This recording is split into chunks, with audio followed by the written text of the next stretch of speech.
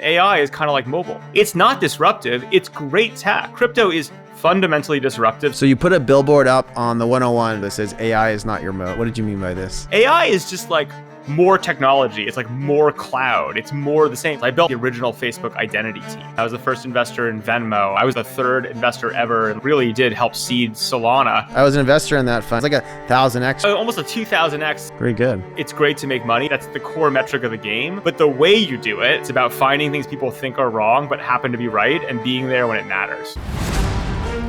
CEO and co-founder. The Lonsdale, the founding partner of thesis. Palantir co-founder, Joe Lonsdale. My friend Sam Lessin is one of the most influential and interesting writers and thinkers and investors amongst the leaders of Silicon Valley. He's sort of an insider's insider. He was early at Facebook as a key leader during the hypergrowth years after being at Harvard with Mark Zuckerberg and others. Sam runs one of the most interesting venture funds, Slow Ventures. He was right at the beginning of Solana, 2000x there, lots of other big wins. He's been working hard to confront Harvard University and has lots of thousands of alumni there, helping him confront Harvard, figure out how to fix it. He's working on all sorts of areas, including how we bring back merit in our culture. And we think taking merit to the extreme is actually a really big advantage for a lot of our top companies. We can bring that to other companies as well. And he and I decided to build something together in the merit area, and we're going to give you a glimpse into that. Welcome to American Optimist. Excited to have today with us my friend Sam Lessin. Sam, thanks for joining. I'm happy to be on American Optimist as an optimistic guy and an American. I love it. Sam, it's great to have you on. Let's start with your background. How did you make your way from Harvard to Silicon Valley? Tell us about your entrepreneurial journey. What did you do after Harvard? Yeah, so after Harvard, I did the most boring thing you could possibly imagine, which is I moved to New York and I worked for Bain & Company for 2 years to the minute. And after 2 years to the minute, I literally faxed in incorporation papers on the Bain faxes on the way out. Went with a friend of mine who I had met at Bain, and we started a file sharing company in Brooklyn called Drop.io. What year was that? That was 2007. And the company was basically, if we're being honest, it was kind of a Dropbox also ran. We kind of raised a bunch of financing in New York, which, by the way, this was before YC was big. So it was kind of novel for 23-year-olds to be raising venture capital. We were really early adopters of Amazon Web Services. I was literally, as a kid, on the first customer advisory board for AWS because it was so early that, no one else was using it. And kind of we built that up, ended up selling it to Facebook, where I was an exec for a bunch of years, reporting to Mark, running a bunch of the product teams. You're a VP of product early at Facebook. You created a lot of stuff there during the hypergrowth years. I want to ask you about that, but just to stop for a second, I'm curious, some of us, like some people like Zuck dropped out of college to start something. Some people, I'd say like Peter Thiel and you both got like boring jobs and then like realized that you had to leave and go do something better. Some of us kind of went more straight to the entrepreneurial journey after school. What is it about your personality that caused you to do the 2 years of boring stuff and then go do something cool? Like what happened there? Joe, the funny thing is those 2 years cost me dearly because the reality is when I was leaving Harvard, I was actually very close to joining Facebook then, which would have been truly at zero. I was in Kirkland House when Mark launched it, and I was a huge fan of it. I actually had been pretty close to 6 Degrees, which was one of the proto-social networks that actually wrote the friending patents back in the day. So I was around it. I thought it was a huge deal. But honestly, Joe, here's the reality. I was still in the gold star game. I liked being told I was good at things, and I thought that people knew things, and so it was I kind of graduated Phi Beta Kappa from Harvard. I actually got good grades in college. Then I left, and I wanted other people to tell me I was still good at things, and Bain told me I was good at things, and so it took me an extra 2 years to figure out the emperor had no clothes, and that honestly you could just do stuff. At which point, kind of the journey began. This is a really big thing I think for a lot of people is the mindset you're in is that you're following this thing where you're getting good grades, you're getting rewards, you're being told you're good, and as opposed to like you can actually just change the world yourself versus going on their path. Yeah, and look, I was right on the edge of it, right? Actually, in college, I started, actually a localized eBay even before Facebook that was Harvard only. Like you had to register for the fast domain. Like I was always super curious and involved in entrepreneurship. But honestly, the reality is I still was like too good of a kid and wanted to like be told I was good for a few extra years. It's amazing. Well, these mindsets are tough. It's interesting these days. I think you get a little bit more entrepreneurial energy. You might have already these days just gone to Facebook based on what everyone now knows. I feel like the immigrant kids suffer with this the most though, where like the immigrant kids, if their parents are like really bad at this and force them the wrong way. Yeah, but the best ones break out of it. And the reality is it's like when you're 21 to 23, that 2 years of Bain seems like a really expensive lesson. And in some ways it was. But the flip side is life is long. I think you got there's no time like the present, and you just kind of do stuff. You've managed to do all right. Tell us about your key lessons learned at Facebook. You were running product there when all sorts of things were happening, when it was becoming a giant company. What takeaways do you have from that time period? Yeah, look, I was there for about 4 years, but it was a pretty key 4 years in kind of the history of the company. So it was like basically 2010 through the IPO, et cetera. And when I initially joined and I got really excited about working on profiles. I built like the original Facebook identity team, right? I really cared about digital identity and kind of the opportunity Facebook had around that. That became like building up the first, product privacy team. That became a lot of really interesting work we did. Reflecting back on it, it was an amazing time. I got to recruit incredible people. I built incredible teams. It was incredible conversations. There's so many lessons.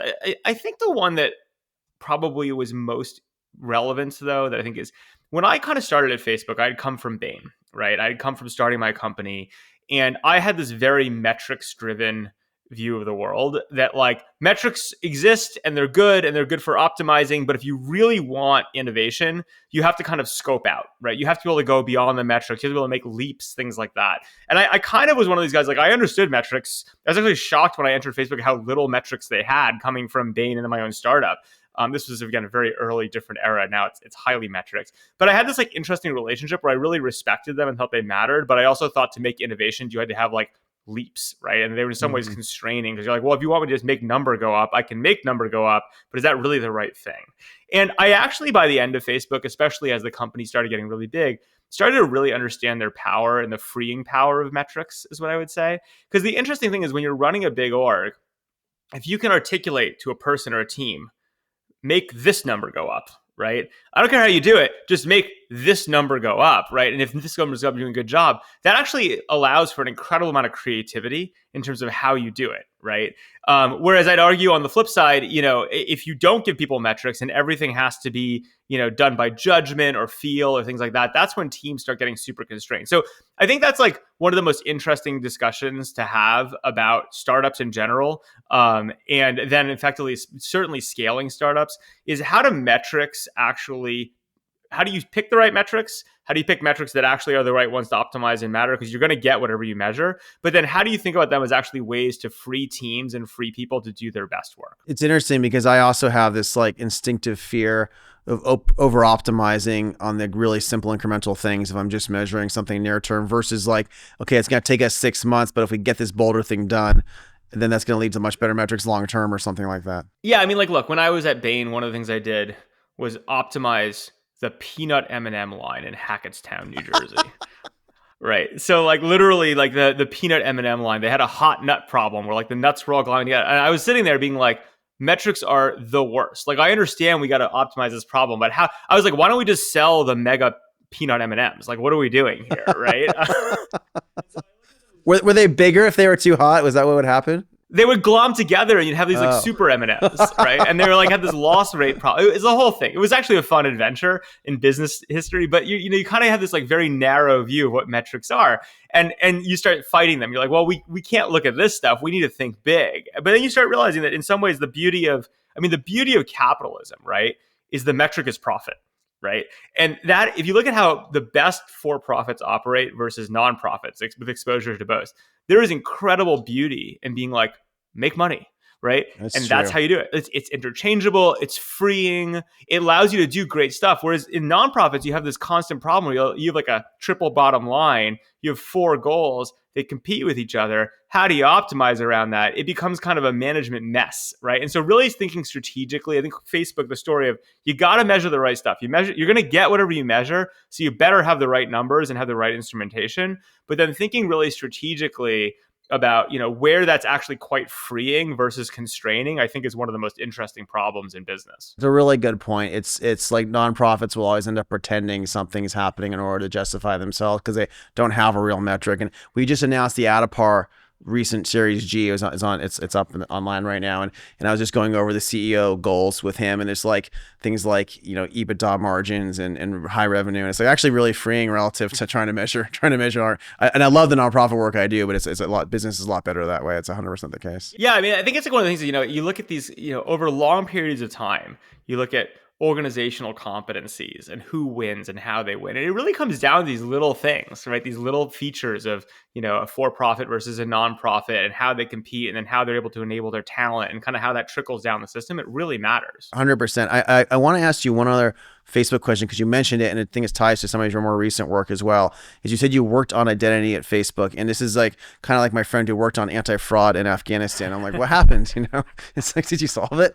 Because why is there no identity layer for the internet? Unfortunately not. Look. I always thought, I had a weird level of exposure to a bunch of kind of the early days of social networking for a kid, right? Because I was really interested in it.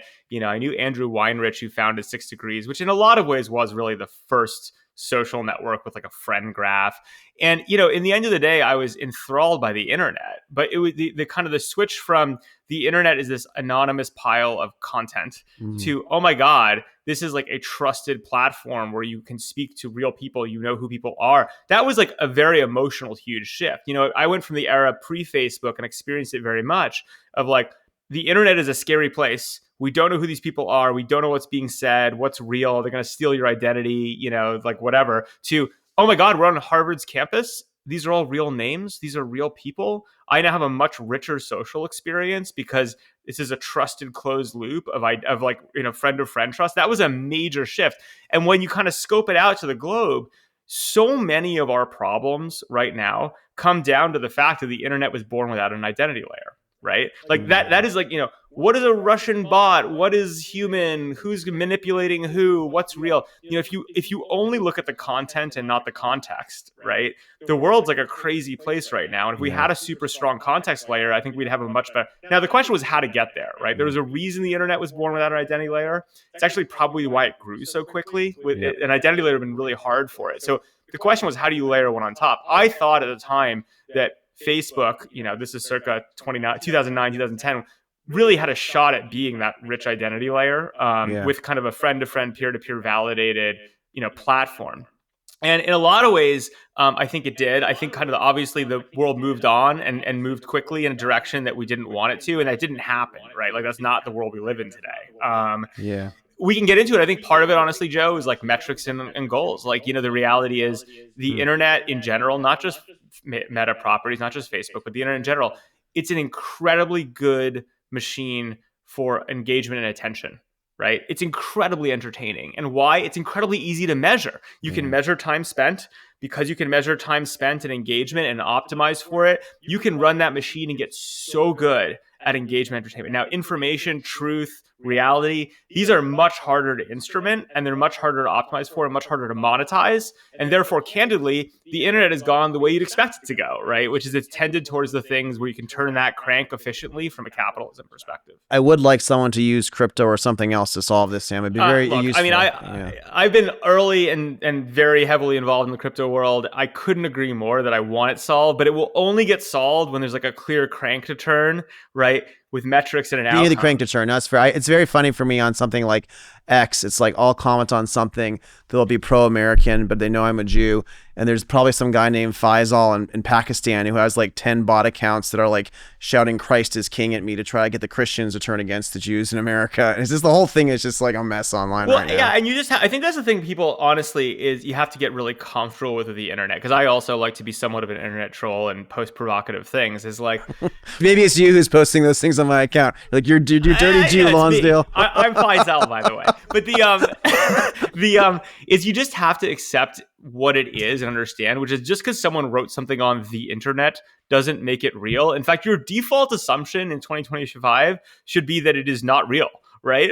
And like unless proven otherwise. That's why, for instance, you and I are in a lot of group chats together, right? Things like that are private. It's like, why? It's like, well, because I need things I can trust are real with people that have real identity. And the open, unwashed internet, you just have to understand what it is, right? And then once you understand what it is, all of a sudden people get so upset about, I posted blah, blah, and someone's yelling at me. You're like, that is probably a bot. And if it's not a bot, it's like a proxy bot because it's like a human somewhere who's being paid some ridiculous thing to say crazy things. You just have to accept that as part of the unfortunate reality of the web. Or it's Nate in our chat if I post something too far right, but that's totally fair. Let's talk about your fund. You co-founded Slow Ventures. It's one of the top angel funds in Silicon Valley.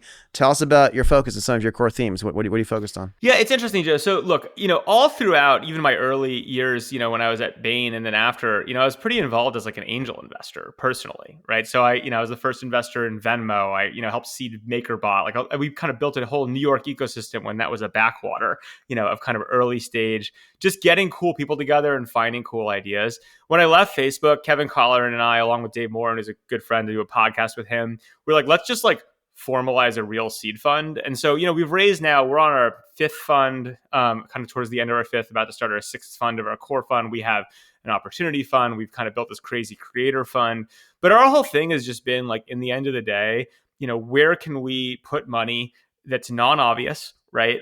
Where there's real leverage, where we're betting on people and ideas that I'd call are like out of the money. Like I think seed investing is basically buying out of the money call options, right? And so in the end of the, and like the good news about that is that when it works, it really works. Like, I was like, I think the third investor ever and like really did help seed Solana from zero. Right. And that's like an example of like, I was an investor in that fund. A return a multiple of the fund. It was like 1,000x or something for the position. It was almost a 2,000x. If you held it a lot more, right? Because we did distribute it. But the upshot is on a deal like that, it's like, why did I get value from that? Why did I enjoy that? And why do we get it right? It's like, well, part of it's know thyself. And I got to say, what I love when everyone thinks I'm wrong and I'm right, it's like emotionally very valuable to me. And so it's a good match with seed investing because it means like I want to pay a low price. I want to back the crazy ideas partially because it's great to make money. It's a great scorekeeping. It's a great metric, right? Is making money. Like if you're not making money, it's like, that's part of the game. That's the core metric of the game. But the way you do it, right? And how you do it, for me, it's not about being the 1,000th person to plow money into X. It's about finding things people think are wrong, but happen to be right and being there when it matters. So you put a billboard up on the 101 recently outside of San Francisco that says AI is not your moat. What did you mean by this?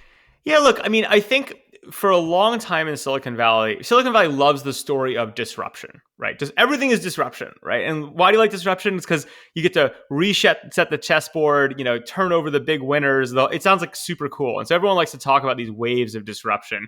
We went from packaged software to the internet to mobile to, and the reality is that like, it's a way overused term. There are innovations that are actually disruptive. Like crypto is fundamentally disruptive structurally to the incumbents because it's a very hard leap for them to make. The internet was fundamentally disruptive to packaged software because the whole distribution model was so different and the way you do business was so different that it actually changed everything. I'd actually argue that AI is kind of like mobile. It's not disruptive. It's great tech. To be clear, it's important. But just as the internet, I'd say that just as like mobile was just more internet and pervasive internet, AI is just like more technology. It's like more cloud. It's more the same. What that means is that by default, the incumbents broadly should win. Yep. There'll always be an exception to it, right? Like, it's not a perfect model, right? To think about. There'll always be some exception or some way to make money. But when I look at AI, look, I'm sitting here scripting things that makes our fund more efficient. Like I use it all the time. I'm there's incredible technical leverage in it, but I just don't think it's that disruptive, right? And so for me, if you're a money plower, if you're looking to put tons of money in and make a 2 to 3x, sure, there are opportunities in AI, right? And like there are things to be done. I think the best thing you can do is hold the biggest companies in the world and call it a day. But as someone who wants to bet out of the money, you can't bet out of the money on AI, right? The AI is the money. This is your derogatory term for people who have much larger funds as money plowers. I guess. I'm hearing this. I have a few for it, but yeah, I mean, they're asset managers, they're money plowers. It's fine. You're the creative guy on the side who's taking the giant bets, and they're just like pushing giant amounts of money. The money plowers, it's a better business model. Right? Like you will make more money as a money plower than you will but I'm an artist, Joe. I'm an artist. I see. No, you are an artist, Sam. So speaking of that, you recently posted your state of the VC in 2025. So you're kind of mapping out Sam's view of the world of VC and where it's changing. Where's VC headed? Tell us a little bit about this. Yeah, look, I think the reality is that the big model I've had for a few years is that for about a decade, there was almost this factory line of venture capital, right? And so if you think about the factory line, what it would be like people like me, you'd go find some entrepreneur, some crazy idea, you'd back it. You knew that if you hit $1 million in ARR with certain properties, you'd hand it to the Series A people who would hand it to the Series B people, all the way down the factory line, you pop out a public company at the end, right? It's a great model because, again, standardization, metrics, standard markets, Yep. very scalable, right? And so like it's worked really well and people got really excited about it and venture got way bigger than it was as a result because the factory was working. I'd actually argue in the last bunch of years, the factory shut down, right? Because what happened was in the public markets, everyone came to realize that you'd rather just put more money into Meta than back the $5 billion baby public company that maybe grows up and maybe doesn't. It wasn't worth the diligence, especially once you could have multi-trillion-dollar big companies, right? There used to be like, everyone thought you couldn't have a company that was like over $100 billion. So you had to find little companies in the public market. Now you don't. They can be as big as you want. So like, as a result, that changed the public market demand. I'd argue SPACs also kind of screwed things up because basically the private markets handed the public markets all their trash, right? And the public markets were like, screw you guys, you give us Stripe. Why are you giving us all these terrible companies, right? And so like the public markets lost faith in the private markets. So what I think has happened now is that basically it isn't that there is innovation, it isn't that there's stuff going on, but because the factory line shut down, the whole thing has become way more bespoke, right? And what I mean by that is there is a public market. Some companies can get there. There is increasingly a very robust private market of companies that may never go public, right? But that private equity firms and VCs will trade amongst themselves, and they're valuable. They're just valuable in a different way and in a different market setup. Well, a lot of us are afraid of being a public company and being harassed and having to deal with it. And it's like something I think about a lot because on one sense you kind of owe it ethically at some point to give people liquidity. But if you can give them lots of liquidity, otherwise, why be like a target in public and waste all your time dealing with that? And this has been a narrative all since Sarbanes-Oxley, right? Like, which is that the barriers of being public have gotten so high that, people argue it's not that bad or it is that bad or whatever. It's a whole set of arguments, but there's just clearly going to be an entire separate private market ecosystem that's quite robust, that has nothing to do with the public market, with different financial sponsors. That's like a separate market you sell. Then there's seed and like early stage stuff where, again, what you're seeing is the seed funds might value things relative to each other in interesting ways, but there is no magic $1 million in ARR number anymore. I have things that are like 2 or 3 million ARR. They're not hard AI problems, so they're like having trouble with their A's right now, which never happened a few years ago. And it's like, it's just the markets have gotten very bespoke in a lot of ways. That doesn't mean that companies won't be created. It doesn't mean there won't be value created, but it does mean that you have to be a little less brain dead about how you think about venture capital, what you're investing in, the narratives that matter. So the 2025 deck is about kind of that story of disaggregating markets. Like we're going from a globalized single market into regionalized, fractionalized, communities and cults all over the place. It's not just global trade. Everything is tending that way and there are reasons for it. But that's what we're seeing in capital, right? You serve a set of LPs. Some of those LPs, they have different interests. Some LPs need to deploy gajillions of dollars, right? I'm a terrible capital allocator. I can't take that amount of money, right? And they don't care if it's not super high return because they want the volatility washing and they're 3x on paper, right? Because they're trying to get promoted internally, whatever it is. You just have to really understand the interests of the actual LPs and kind of the companies you're building. That's well said. We generally agree with you, by the way, that AI does kind of probably help existing dominant SaaS and dominant other companies. Although I am pretty bullish on the disruption in the giant parts of the services industry. So there's lots of old services companies. I do think you can build competitors too, by the way. Right now. I agree with that. I think the question of like those service businesses, to what degree they are venture backable or what like is like an interesting question. They're also just much more complicated, Joe. I mean, I think this is something we face, we did years ago when it wasn't cool, a bunch of like small business platform stuff. So I seeded a company called Team Shares years ago. That's a great one. When no one else would give them money, which I love because it means it was cheap. I like to make money. Now it's like too hot. Everyone's rolling up pool cleaners. So it's like hard to invest in. But like we were doing that when that was harder. I think there is leverage in these things, but the problem with a lot of them is they're a lot harder to diligence, right? And they're a lot harder to get right because they're just more complicated, right? If you're selling, There's the operating side. You have to actually have the tech and the operations. And operations Right. is something that Silicon Valley historically, like when I do advanced manufacturing now, or when I work in some of these other areas, operations is tough. It's fair. You gotta get that right. 100. I mean, there's an argument that what Silicon Valley's always been good at is like you get one thing so right, it swamps everything else, and growth forgives all sins. And I just think that the reality is business is getting harder, business is getting smarter, right? And as a result, it's not getting one thing right, it's multiple, and it's way harder. I always say, no fucking bank shots. Like it's too hard to do a thing, right? In most cases, I agree. You know. I like it when it's harder. When the test is hard, it means I can beat everyone by a lot more with the curve, So it's, yeah, and like I like it when the test is easy. I can just go to the corner where no one else is and be right. Speaking of tests, this is a good transition point. I want to talk a little bit about Harvard, your alma mater. It is in the news a lot right now. No kidding. I think you spent a lot of time working to help fix it. You campaigned for the board of overseers. I think you were too disruptive. They didn't want you on it, I guess. They want to keep doing things their own way. I think it's in violation of lots of civil rights laws and did all sorts of bad things. But I also understand there's different points of view on how to fix it. Like, what can be done? What's going on? Yeah. So look, I always say that my backstory on this is simple, which is I loved Harvard. I thought I had an incredible experience there. I met my wife there. I worked with most of my friends from Harvard, and I thought it was a great institution when I was there. For many years, I've been the Harvard apologist in my friend group. So in those private group threads, and everyone's freaking out about Harvard doing X or Harvard doing Y, I'm like, guys, look, it's complicated. They're not perfect, but like it's still a fundamentally great institution. Then 10/7 happened. And I said, oh my God, I might be the one that's wrong here, right? It actually might be way worse than I thought. And I hate being wrong, right? And so the question was, what do you do about it? And again, how do you everyone's saying we're going to lean out.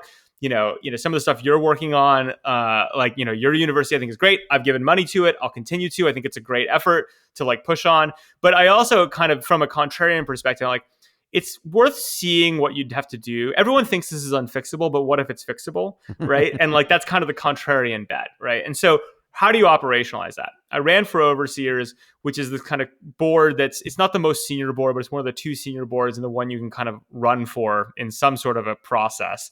And I got more, Bill Ackman had some people running. I got more votes than him. I got incredibly close to getting it done, but didn't get it done.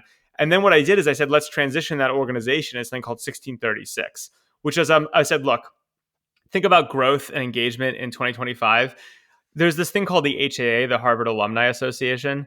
I'm like, I can outgrow them. I can be bigger than HAA, right? I don't need, because they're sending paper magazines. Like, we're going to do a great weekly newsletter. We're going to keep alums informed. We're going to build power through that. And so fast forward a year, working with Allison Wu, who now is the COO of that organization, which is a 501c3, we've built for sure the fastest growing alumni community. I think it rivals HAA already in terms of engagement. 20,000 people read our newsletter every week.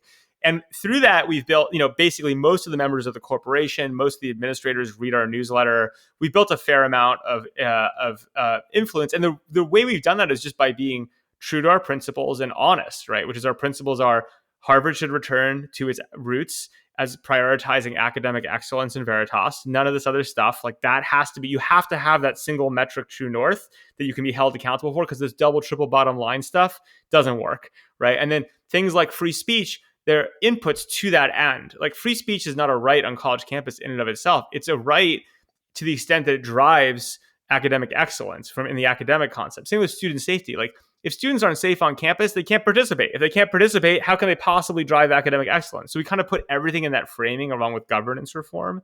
And it's been really impactful. I mean, I think, a lot of stuff is going on at Harvard. It's complicated. It's also, there's a lot of unintended consequences, which is kind of a wild thing to be playing out. But I will say, Joe, I'm actually, despite all the FUD, reasonably optimistic that Harvard is moving in the right direction at this moment. But it's complicated. We could do a few-hour podcast just on that.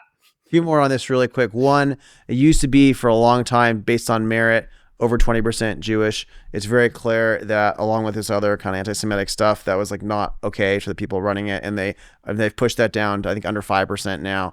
Like is that going to keep going? Are they going to go back to merit and just see what happens? Like it just seems bad, right? Here's what I'd say. The merit, this is the thing I think you and I probably most vehemently agree upon, which is we have to optimize for merit, right? That is it, right? And like we can talk about kind of where you take that and where you go, and that is the only possible true north. Now, the complicated places come when people talk about anti-Semitism in Harvard. It gets really complicated really fast. So I'll give you some data points. One is, yes, the Jewish population has declined at Harvard a lot, and people question why. One answer, which is true, it's actually not the Jewish population, it's the white population, right? So is it really anti-Semitism, or is it actually the Jews are just a scalar on effectively the white population has come down?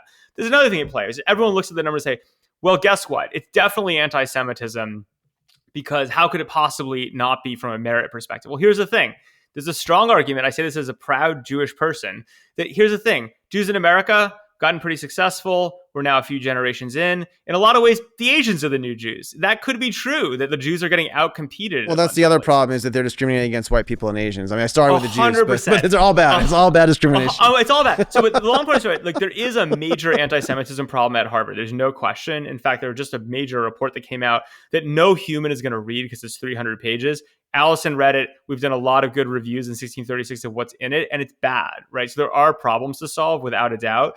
But I also think you can't just look at the decline in Jews at Harvard in a vacuum and just immediately claim anti-Semitism, right? Because it is more. It's definitely more complicated. I mean, I totally agree with that. I'm against what the Trump administration just banned this use of like statistics for just for racism. Like I totally agree with that. I'm just like, it does seem like there's lots of points that it's dangerous. There are, and like the number one thing is, I think in the end of the day, if Harvard does need to return to a place, as do all these elite institutions, where they say, look, our goal is truth, our thing is merit.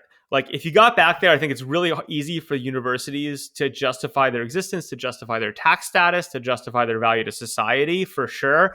But I do think the problem is once they wade out of that into a lot of other issues, we can get into why that happened and how it's very complicated. It's just a fraught relationship, and I don't think it's good for anyone. I want to pivot to merit, but I have one other question on universities, because this is something I'm obsessed with right now, and I want your help thinking through this in front of everyone. So basically, I'm looking at all these universities, even in red states right now, and what happened in the last 50 years is there's this like, some call it the march through the institutions, but whatever you want to call it, like a lot of departments have been conquered by very left points of view, right? And you've had like, you have like entire women's studies departments that are just all hard left, and they're anti-US, anti-capitalism, pro-socialism. You have like sociology and history departments that used to be more about statistics and science, and a little bit at least, and they're now like, you can't get hired as a historian at any of the top 100 universities anymore if you're not kind of on one side of things. And you know what? It's free speech for private universities to do this, and there's a way to fix it at Harvard maybe, but it's hard. But at a public university funded by taxpayer dollars, my contention is there's nothing in the Texas Constitution, for example, that should require Texas to be funding these like completely captured departments. We should actually find a way to measure and defund them if they're this insane, or force some kind of diversity. I mean, what do you think about this? It's like the principle is very hard, because I do believe in free speech, but I also don't believe in just funding nonsense. Like, do you have an opinion on how this can be done? So I know less about the public side and a lot more about the private side, right? And kind of have done a lot more thinking about it. I think you have to think about first why this happened, right? Like, and you just like scope way out. Like, how did this happen? Like, how did we end up with this? And look, I think part of it, Joe, that's really important to understand is that the private sector has just gotten way better at employing intellectually minded people, right? It's just like the biggest scope out problem. So like, if you think about like my grandparents are academics, right? And if you think about back to their generation, you're like, I'm really intellectual. I care about these issues.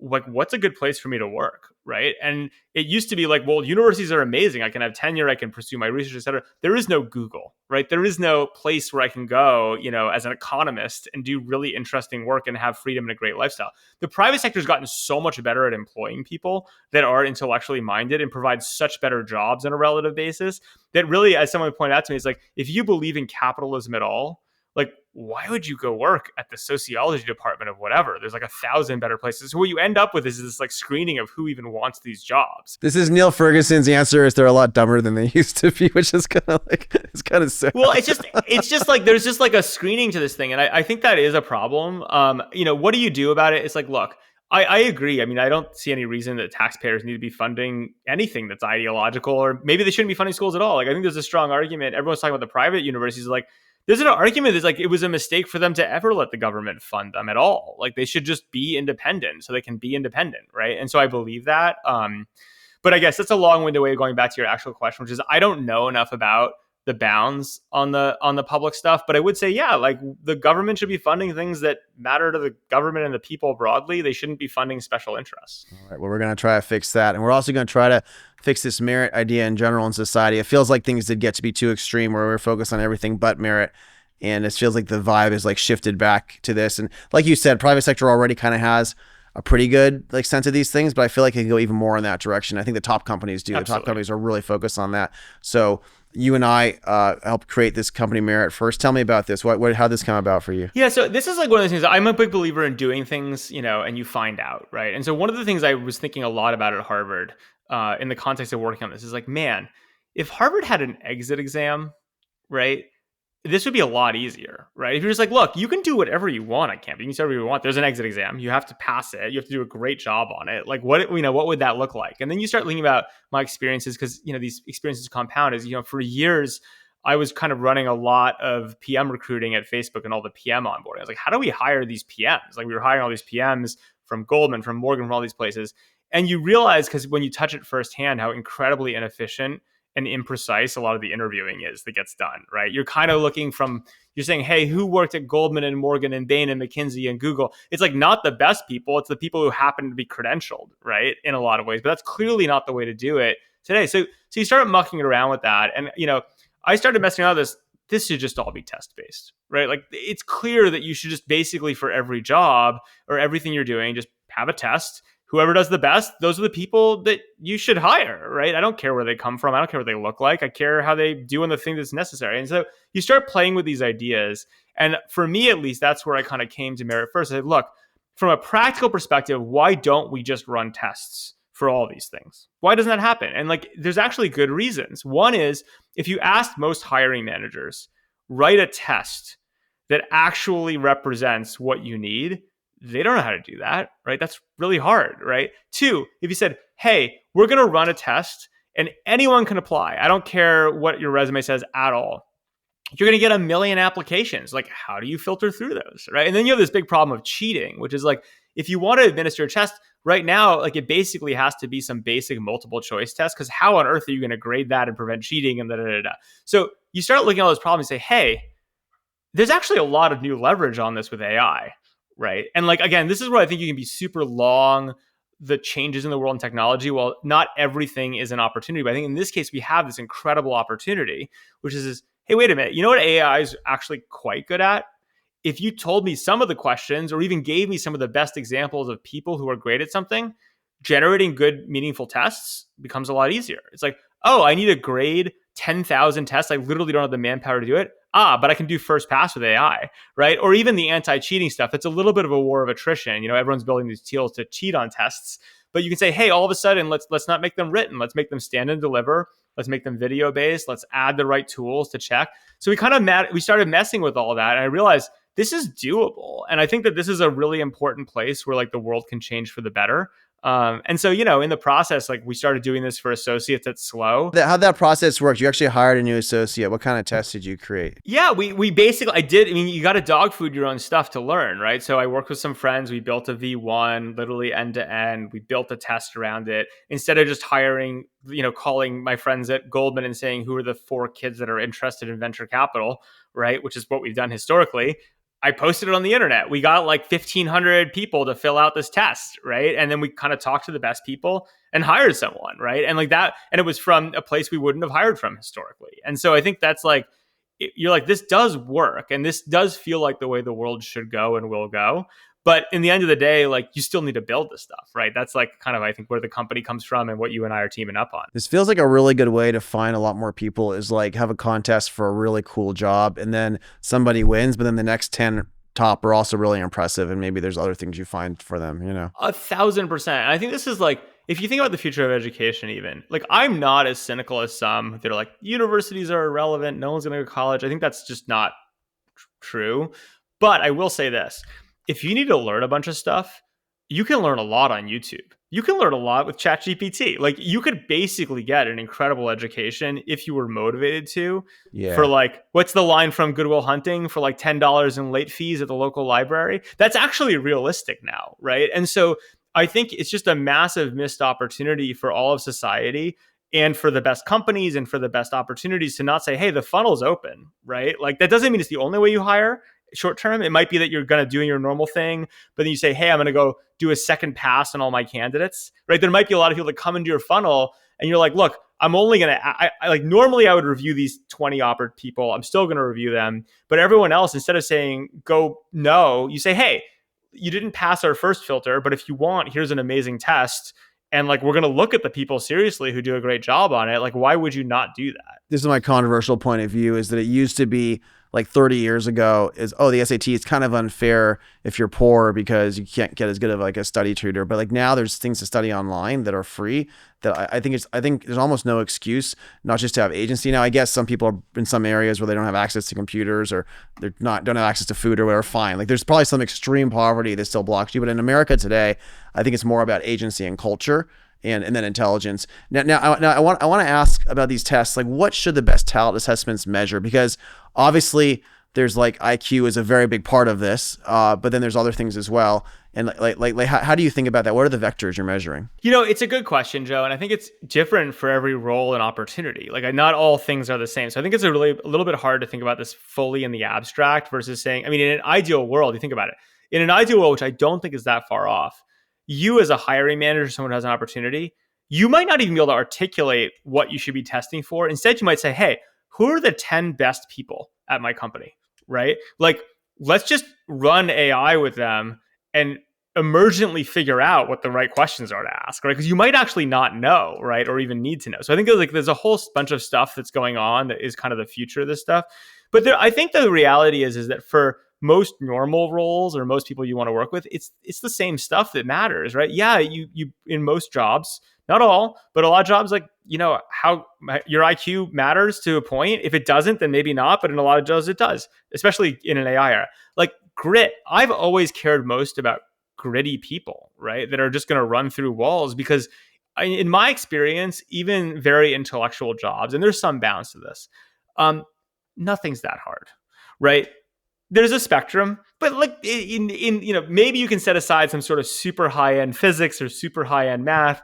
Like 95% of jobs are not that hard, and the most committed win, right? And so, how do you design tests, right? And how do you design things that, you know, figure out who's gritty? By the way, you mentioned before you can just kind of get a study guide in the SAT. Let's pretend the SAT was really just a grit test, right? You're like, it's just anyone can do it. It's just like you have to commit hours of work to demonstrate that you did the hours of work. Like that alone is like an interesting thing to understand, right?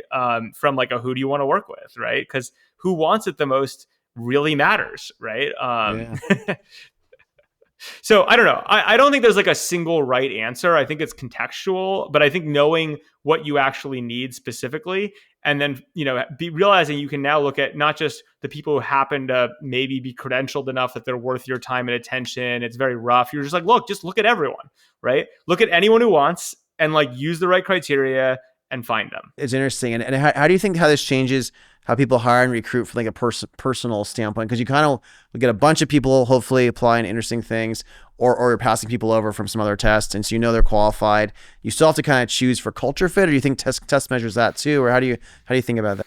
So I think it's just it's a moving line, right? In the end of the day, like you need for any job a person who's going to work best with you or in the context of the job, right? And that is a personal thing. I don't believe that we're going to cut to some magic machine that like just completely hires the right person and checks for culture and whatever. Like maybe it finds you a spouse while they're at it, you know, or something. It'd be interesting. Yeah, I mean, like there's some highly abstract thing you could think of that would get you there, but I don't think that's kind of what we're at least optimizing for now. I think what we're optimizing for now is like, look, you're going to spend 20 hours interviewing someone for a role, 10 hours interviewing people for roles, like whatever the budget you have of time and attention to get the right person.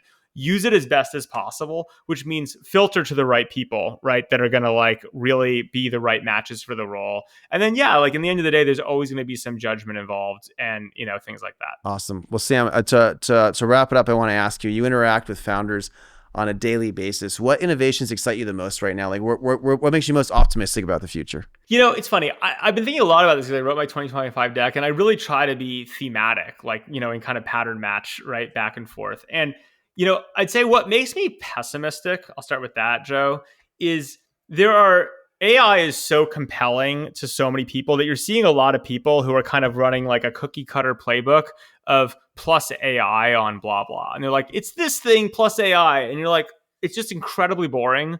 And like, I also think it's like, it's kind of like, you know, people like if you have someone who theoretically could have written their pitch deck using ChatGPT, it's like, forget about it, right? Because it's just like, it's so boring.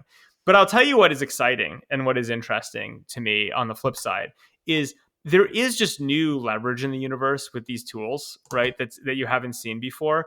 And the level of creativity that some people are bringing to them, where they really are coming in and whispering a new secret of the universe or a new what if you haven't heard before, that's kind of mind blowing. It's a low end thing. Like, it doesn't happen that often. Like, you take the thing about being a seed investor is you have to listen to 100 terrible pitches in order to get the one gem, right? You have to be a shit shoveler in a way that later stage investors don't, because they kind of have that pre-screening to some degree of like, well, you kind of made it this far, right?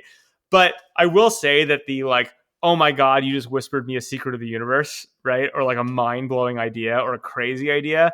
Like, there is just new excitement and new ideas like that cropping up at a faster rate than it was 2 years ago when people kind of didn't have great ideas, is my sense. I agree. We're seeing a lot of those too. Sam, I really appreciate you joining us. And I think we'll post a link for Meritfirst if people want to check it out as well. Yeah, no, we're excited about it. And Joe, it's good to be working with you on something in that context. All right, thanks, man. Make it happen. Take care. Talk to you, dude. Bye.